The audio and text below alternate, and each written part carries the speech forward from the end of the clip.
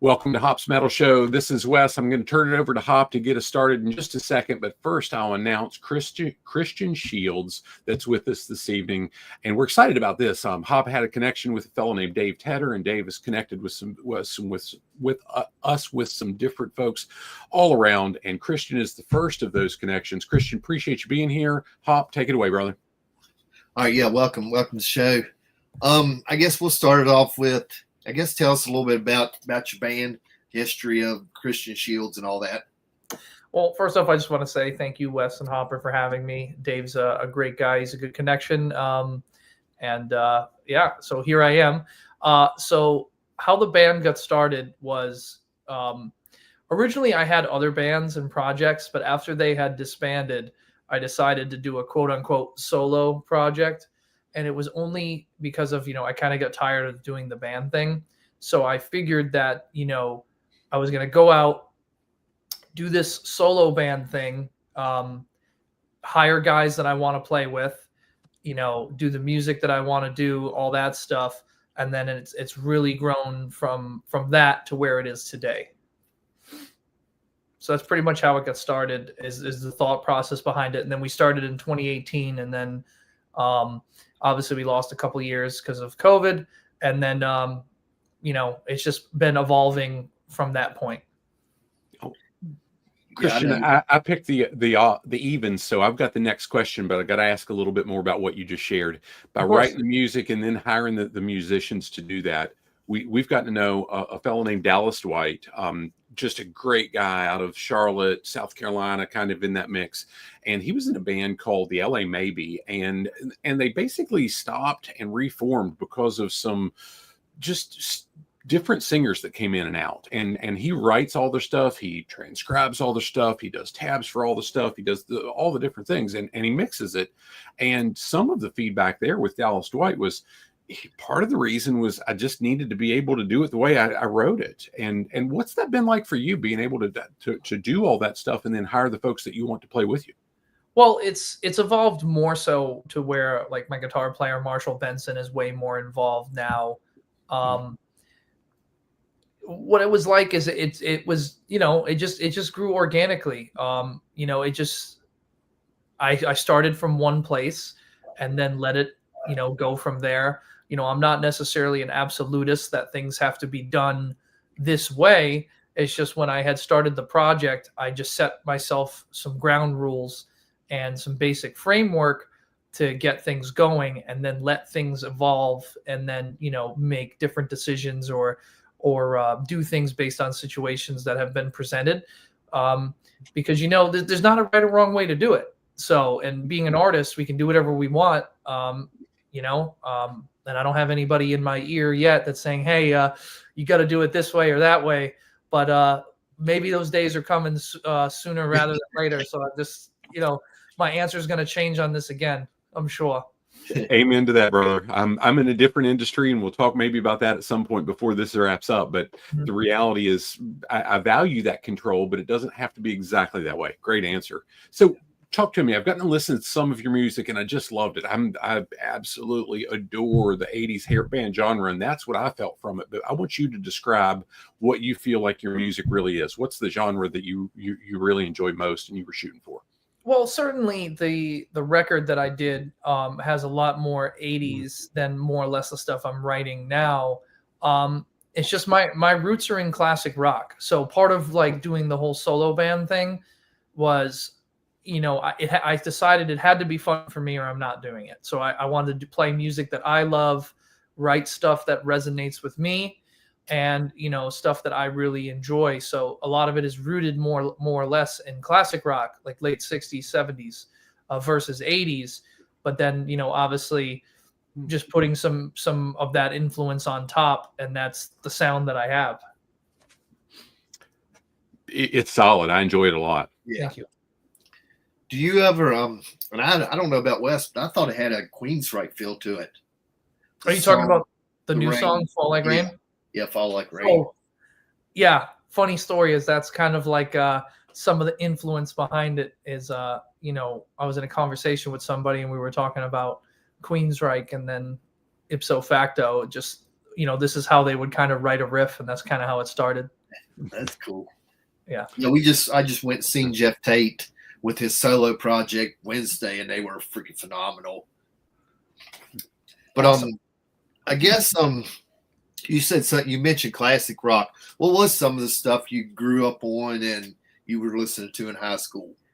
Well, it was mostly Kiss. My dad was a big Kiss fan, so he would always play Kiss, Def Leppard, Motley Crue. I know that Motley Crue and Def Leppard are more 80s, but it was definitely mostly Kiss, Sabbath, Zeppelin, that type of stuff. Cool. And then obviously I started doing, deep dives and getting off into like other bands like Danger, Cinderella, Britney Fox, stuff like that. Because all those bands to me, they had a cool thing because it wasn't like the normal sound. It was like the vocalist was more edgy. They did stuff that people would consider like not mainstream and all that stuff. And that's what was cool. That's our go-to, right, Wes? Absolutely. Christian, I chuckled as you shared that because I absolutely love Cinderella and Def Leppard. Hop does too, but Hop, for as long as I've known him, probably nearly 40 years now, has been a huge Motley Crue fan. I mean, from the beginning, that was one of his first and so on. So you caught our attention as you shared some of those. So, Christian, how much do you play out live? Well, we just did another batch of shows. We just did another small tour of Texas and the Midwest. And then in the springtime, we did a tour with Trickster and Pretty Boy Floyd. Enough's Enough joined us on some dates. So how often I play live, I think a better way to phrase the question would be when is the proper time to play live? And I think it's just, based on opportunities and all that stuff and what makes sense. You don't necessarily want to oversaturate your market because there is a thing of playing too much. Some people will disagree and be like, man, I just want to play. And it's like, that's fine if that's your goals. But when you're trying to build a fan base and build a business, I could play 100 shows and 5 people will come to each one, or I could play 2 or 3 shows and, hundreds of people will come to each one. So, how often I will play is determined by, market, attendance, and all that stuff. Yeah.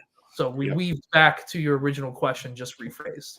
No, I love the way you answered. I mentioned before. I mean, there's similarities. I've written a couple books. My wife and I do some speaking and whatnot. We do a lot of training, and the reality is, in our hometown, we can probably do one big event each year.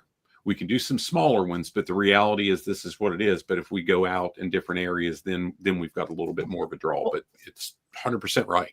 Well, you got to make your show an event because you're competing for people's attention. There's a lot of stuff going on, and you want to be the biggest game in town, so to speak, so people will come to see you. And yeah, it can be a little bit competitive. I'm not saying I won't play just to play. But also, with my band and everybody being busy and, hired guns and all that jazz, it just makes more sense to keep everything a little bit more sparse at the time being. Yeah. Yeah. I think we would enjoy having a whole separate conversation about the business side of it. And I won't take you down that path, but so much here. But the reality is, if we did, I would talk all night. We don't have time for that. Yeah. Well, that might be a conversation you and I have at some point down the road, whether it's on a podcast or just individually.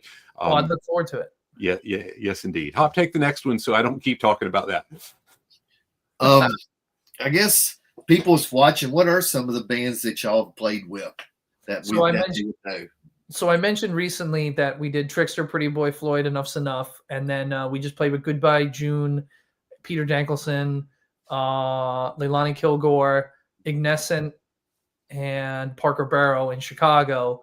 Trying to think. And then before that, we did a show with Hoobastank, Living Color, Faster Pussycat, Jackal, Striper.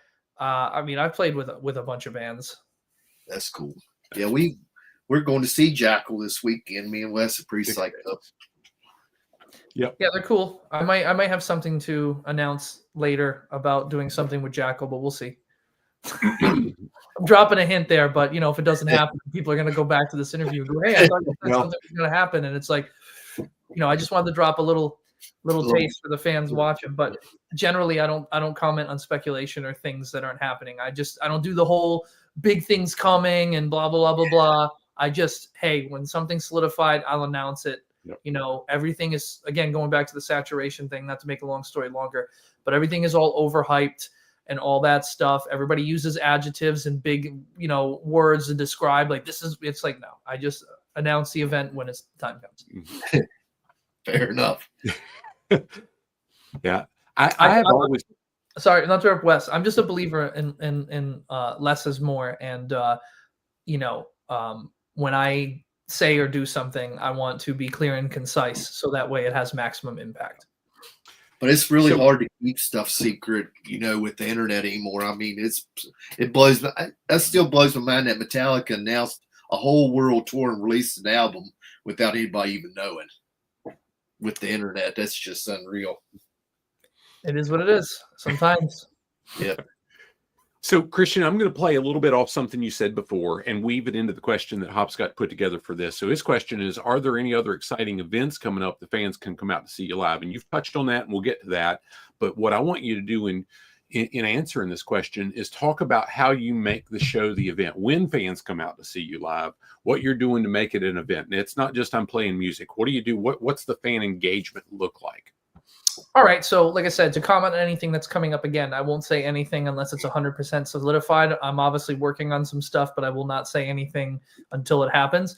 So to make the show event, I mean, it just depends on what we're trying to do. So obviously a rock show, everybody can know what to expect from a rock show. Obviously each one's a little bit different, but you want to put together a good bill. You want to make sure that the bands are entertaining and you know, the crowd will really enjoy them. You also want to pace out the show so there's ebbs and flows of the energy.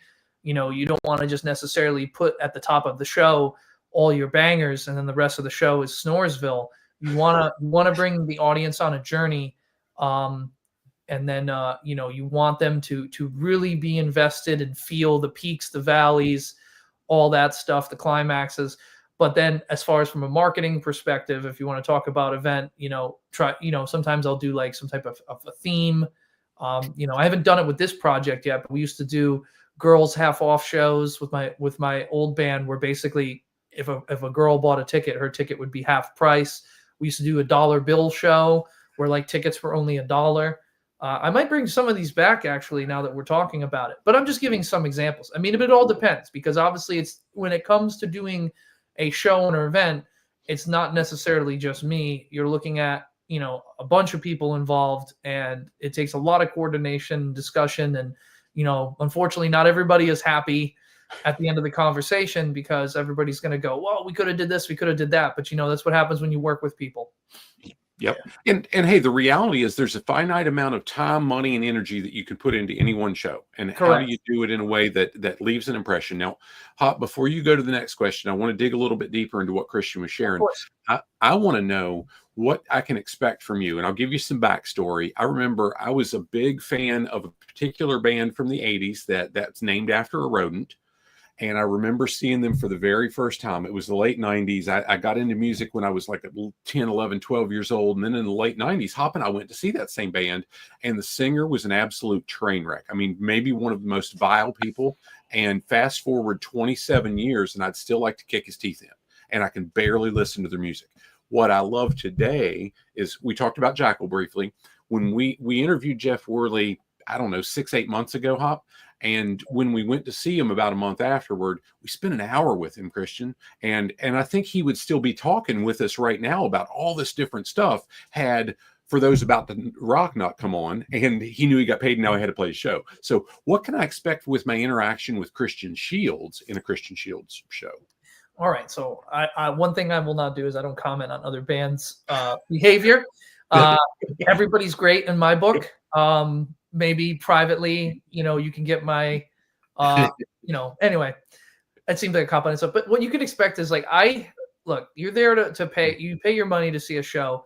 So I always make myself available after the show to talk to as many people as possible. I'm not to the point where to do charged meet and greets and all that. At some point, and some people disagree with this, but at some point, you do charge for a meet and greet because you're creating an exclusive experience. Because if you're playing a show in front of 10,000 people, I can't physically talk to 10,000 people in a night, so that's kind of like how it goes, as it whatever. But for right now, we're not at that point yet. But I make myself available, and as far as the show goes, I make sure that I'm well rested, well prepared. We play live.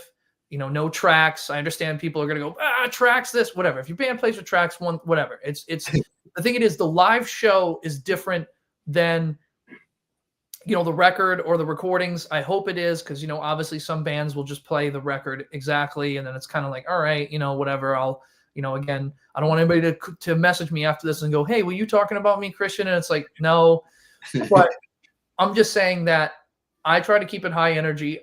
Professional. Obviously, we dress up. We put on a production, a show, because we're there to play a show. If we're just going to play the record front to back or any songs that I've released or whatever, then you guys will probably just be like, oh, I could just stay home and put it on in my car. But we definitely make it an experience and interactive. And the big part for me that I think that fans really enjoy is not only myself, but all my band members. We make ourselves available the entire night to talk to as many people as possible. Yep.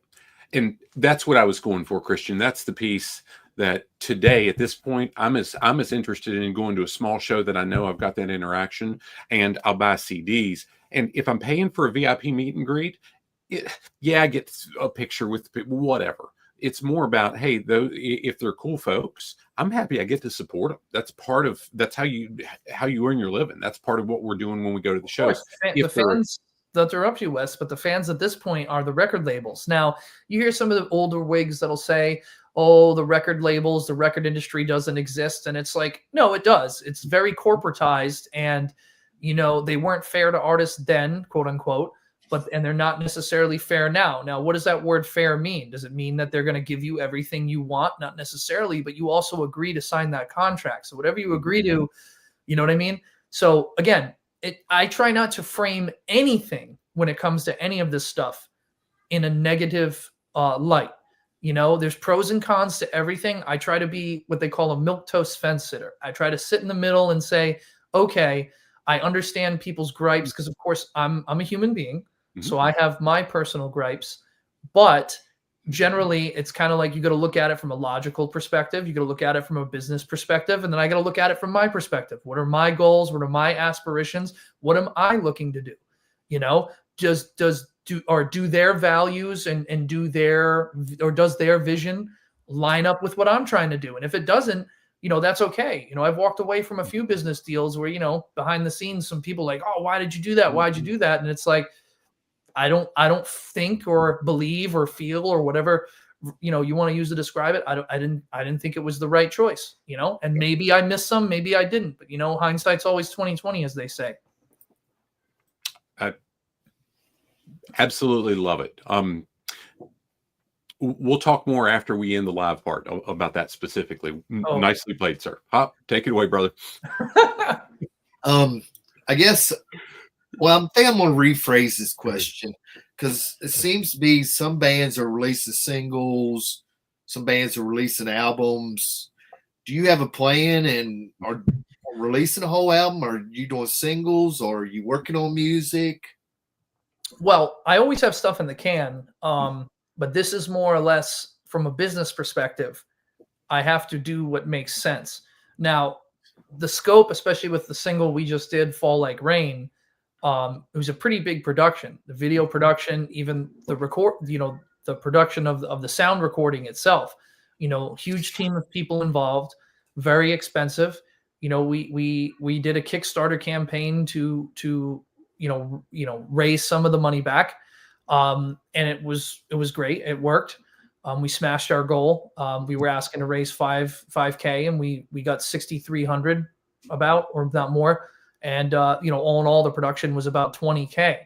And, I wanted to bring out the highest quality, thing I could. And so to get back to the top of your question, so I do have an album out, and it's been, so for a certain demographic, the older demographic, don't take that the wrong way, but they tend to buy physical media still, but most people, especially with the digital streaming platforms, they don't add whole albums to playlists, and they don't listen to albums all the way through. They will listen to a song, 2, maybe 3, and then they're off the record. It's possible they'll come back to it, but even if you look at even music videos, the viewership drops off after about 45 seconds. I can see it in the back end of the numbers. So yeah, I could be insulted and gripe about it, but it's like you got to evolve with the times and with the industry. So not to make a long story to your question longer, but I think an album makes sense if you have the fan base there for it and financially it's viable. People don't like to hear money equated with art, but it's part of the process. My rent still needs to get paid, so to speak. But as far as right now, my headspace is singles, because to even go further down the rabbit hole, you don't need to tour in support of an album anymore because of the internet. The internet is the ultimate time machine, and I still feel, not to go off on a side, most people still don't know how to use this tool fully. So going back to my comment about the time machine, is everything is relevant at all times, especially if you have a quote unquote smartphone in your pocket. You can look up any song, any video, any tour date, anything right then and there, and you have it at your fingertips. You have the summation of human knowledge right there currently, and it's expanding, right? So going back to it, people mostly only add singles to playlists. They don't necessarily add full records. So I would rather do singles and then just play shows, because touring is not, like I said, it's not to promote a record. It's how most bands make a living, because it's the biggest income stream, and also it's live entertainment. It's a different thing. Now, if you want to go down the rabbit hole of AI, we can, but I don't necessarily think AI is going to, there's going to be AI music. There already is, but people are still going to want music from real artists, and it's another tool. So again, it just depends on the situation. Maybe we can talk 5 years from now, and for whatever reason, a record makes sense. But I think for right now, singles make sense, and I can put out the highest quality songs and productions that I have, and the fans like it or they don't. They'll let me know, because I'll see it in the numbers. Yeah. When I know, like with Tesla and Fast Pussycat, for example, I know they're releasing singles, and then they're going to put, I guess, all on an album at the end of that cycle, because it's like you said, it's albums just don't do like they used to do. Well, I mean, as far as them doing that, I'm not saying that that's not necessarily a bad move. I mean, again, it's whatever you want to do. I mean, there's no right or wrong way to do this. I just, from what I see, I want people to have easy access, the barrier to entry to be low. They don't have to spend a lot of money. And then if they like the music they're in, because ultimately, not to tie it to necessarily politics, but basically it's like a grassroots campaign. You have to build your fan base from the bottom up. You do see a lot of people try to do it from the top down, and it works for some, but I don't necessarily see the longevity in that. So to me, the bottom up, especially meeting people at the shows and all that stuff, they hear a song, then they might come to see a show, then they come shake my hand and I say, "Hi, I'm Christian Shields. Thank you so much for coming out tonight." Now we've created a relationship. You know what I mean? So, and that's one of the things that, even to tie back to one of the earlier questions about the experience, I want to basically cut away those middlemen, those boundaries. We don't need media narratives anymore to say that bands or this is the next greatest thing since sliced bread. Sure, that still happens. And yeah, it's nice to get a pat on the back. But to me, what I care about is that relationship. Did that person come to the show, and are they happy to be there? Did they have a good time? Anyway, we can see. I'm going to go off on all these asides, so you got to keep it straight. I have a lot to say. No, you're guiding me in the direction. I love this, Christian. We could go for hours for this, or till Wes falls asleep, because I get up at 5 each day. But but the reality is, this is why I love these conversations, because if you're doing that for your fans, you understand. Here's how we get there. I mean, for us, and I want to go to your Patreon thing that Hops got in the questions first. For me, I've written 2 books. I've got the 3rd one coming out in a couple months, and I know here's my cost, and it's very, very similar to what your goal was for your video. For me to self-publish and to get it into print, to have some physical copies. But same thing, I know I'm not going to speak on the whole damn book when I go out. I'm going to speak about a chapter, which is equivalent to a song, right? So it's, I would say, same thing, just different venue, different format. Yeah, different way. Yeah. Yeah, the way we sell books is develop personal relationships every time our feet hit the floor at a client's place of business. So I love it. Fantastic. Yeah. And so, like I said, the main thing of it is I know, like, to tie it back to label stuff, to talk about that, since he wants to lead into the Patreon, a lot of the reason why a lot of those bands didn't make money on these huge contracts is because of the amount of people involved. Well, again, because of the internet and smartphones and digital distribution and all this stuff, you don't need as many people. It just requires you, meaning me, to do more work, which I'm fine with. I have more, not to say I'm a control freak, but I have more control and more influence over the process. And, when it becomes too hard to manage or it's too much, that's when you outsource certain jobs to certain people. But hopefully by then you're making enough coin to cover that cost. Yeah. And,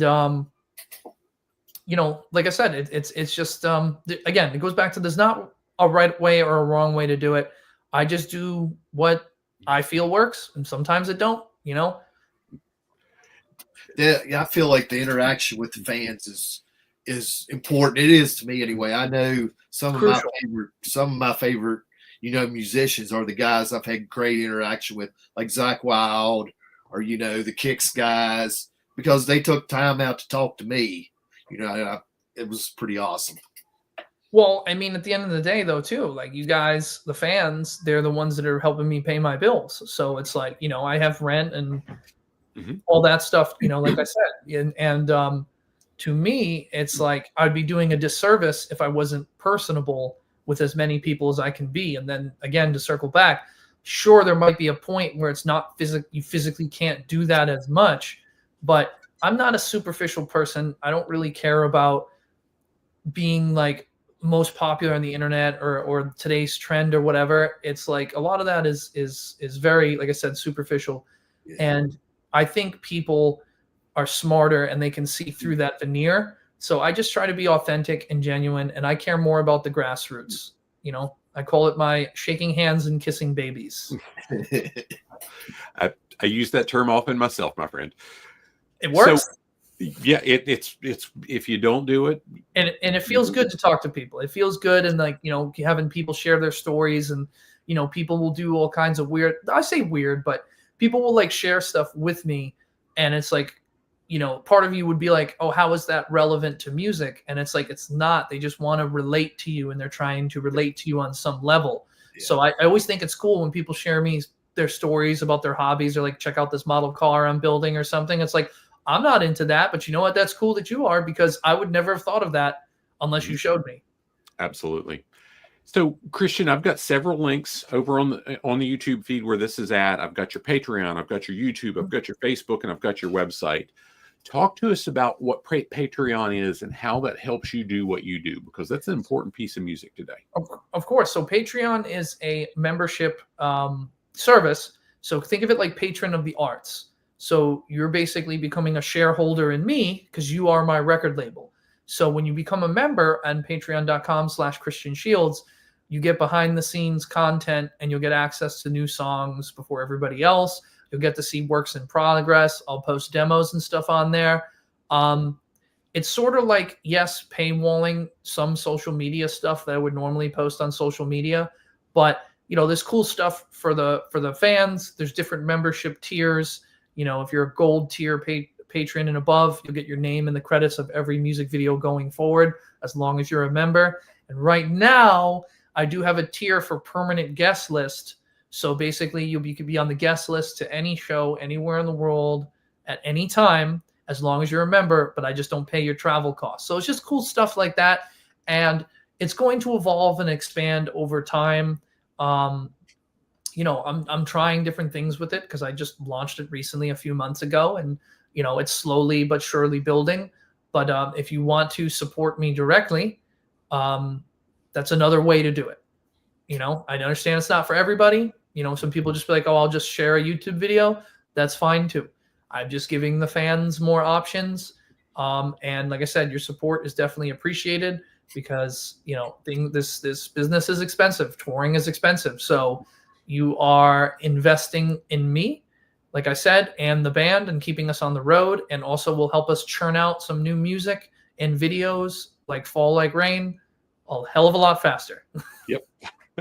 So we're at 30 minutes, Christian, but I'm going to take this a little bit deeper because I want to ask, a lot of times folks look at it as, wow, you're on stage or you're doing the video and that's all the cool stuff. Talk about what goes into production to be able to execute when you show up and you're playing. How much time do you put into a song or if it's an album or a video? Because it's not just showing up and playing. It's not 5 minutes and you're done. No, it just varies. Some things, I've written a song in like 5 minutes. You've heard that old adage, and it's kind of a cliche now, but I've just, it's whatever. Or sometimes things take way longer. I think it's just preparation and not limiting yourself as far as like songwriting, but as far as like doing the show, the band and I, we, yes, we know the songs like the back of our hands, but before we go out and do a run, we always get back in the rehearsal room and rehearse the set. Break down the vocal harmonies, re-sing them, or even a cappella. Just we want to make sure that everything is tight, nobody gets lazy, nothing lapses, and then hopefully that translates to the stage. Because again, if you're going to spend $20, $30, $40 on a ticket, I don't want you to leave and go, man, I could have went and did something else, because that, to me, that would be like, oh man, Yeah. So, a lot of preparation, and then like as far as production, it's all about planning. I don't necessarily do things on a whim anymore. Like I can kind of make a decision or kind of plan something in like 2 seconds for the most part, because a lot of the stuff's familiar to me. But generally, still just plan everything. Just still like how we're gonna approach this show. My band and I, we always talk before every show. Okay. What's the crowd like tonight? What's the stage situation, all that stuff. And we just, we just plan out what we're going to do, and then we can go and execute. Proper prior planning produces predictable results, something like that. Yeah, I knew exactly when you started saying that. I was like, oh, what's that acronym? I can't remember it. Yeah, I don't remember how many P's it is, 6, 7 P, but the reality is it takes work. That's where I was going. Yes, it is work. Again, everybody gets to see, there's a meme that says like everybody wants to be part of the result, but they don't necessarily want to be part of the process. And it's not linear. Sometimes you'll go 5 steps forward and 12 steps back. It's part of the process. If you don't love it, you shouldn't be doing it. That's all I'm going to say, because it'll come out. It'll come out in the product. People will know. I think, I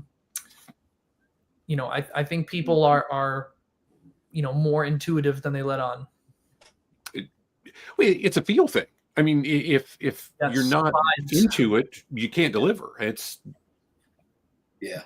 Vibes. I mean, you can call it instinct, we can call it whatever it is, but there's definitely something to it. Aura, whatever word you want to use, there is definitely something to it, because I definitely feel it on stage as the front man. I have to channel that energy, and that's why, again, just weaving in between all these questions, it's awesome. I have to keep the pacing of the show to where people, to where nobody wants to leave the room. I love the fact when I play a show and you don't see people getting up in the aisles and walking to go to the bathroom or buy beer or whatever. I love everybody sitting there. Even we've played shows where the crowd is just like not even reacting. They're all sitting there with their arms crossed like this. And yeah, people are like, oh man, tough crowd. And I'm like, no. They're listening. Yeah, they're taking it all in. They're taking it in, Yeah. And those are people that you're winning over. The people that are, woo, they're already in. They've already bought in. The people you want to get is the people going like, because those are the people you want to get to buy in. Yeah. Yeah, and we do a lot with communication styles, model human behavior, and I could nerd out. If you wanted to go down that rabbit hole, we could spend another day on that. But the There's reality so is much to talk about. watching and learning how to recognize those styles is part of that delivery for us, right? And Mhm. seeing where they're at. I love that you said that's not turned off. That's processing. What's going on here? Yeah, I mean, I try to play to the back of the room, and I also try to look at every single person. Go throughout the show, just look through the crowd, look at people, target certain people, and play to them directly.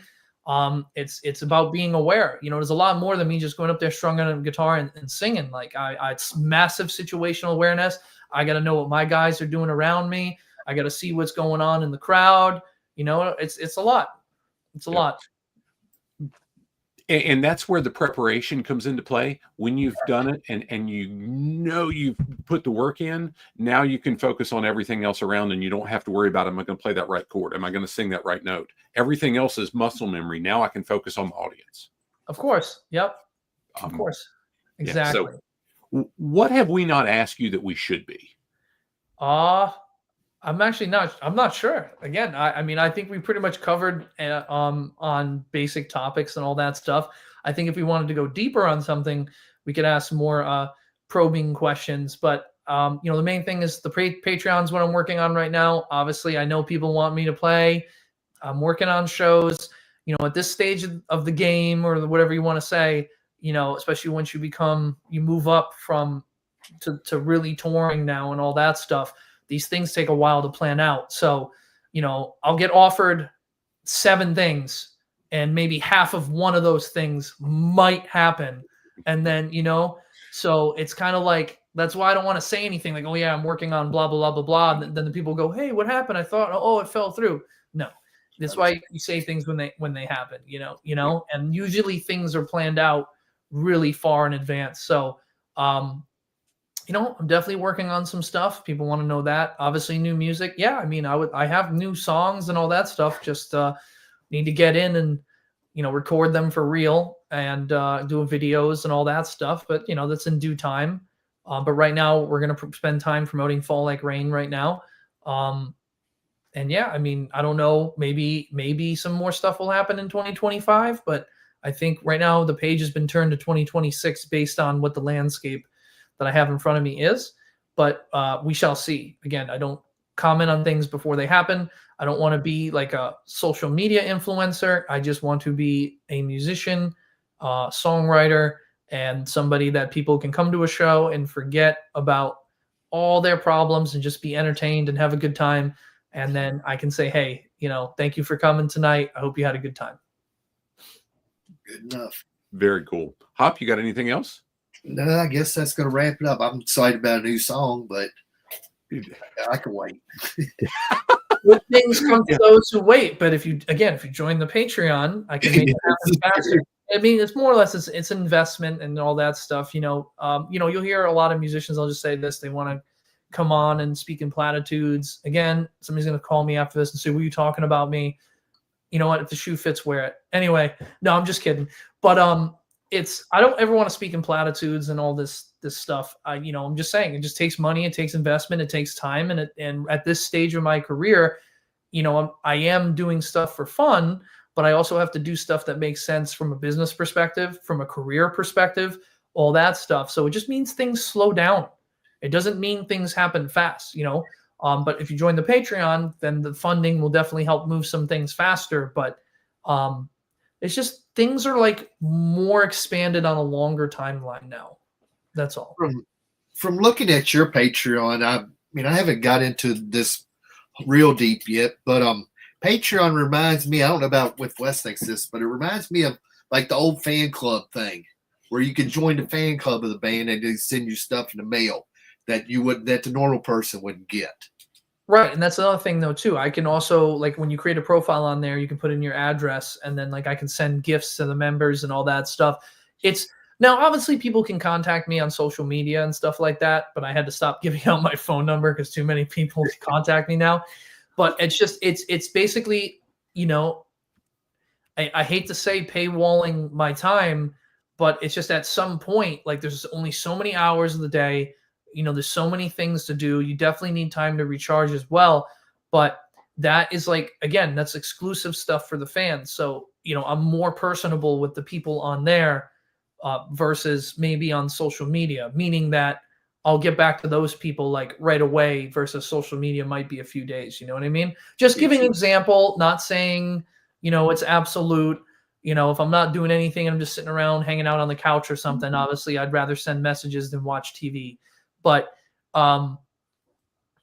again, it's the new thing. And for right now, it's the way that I'm moving the ball forward at the moment. With the interaction I had with you, I know when I had joined your Facebook and you messaged me back, I was like, that's pretty cool. Cause then we, just chatted a little bit and I thought that was cool as hell. Yeah. I try to talk to everybody. Again, and I think maybe hopefully this maintains.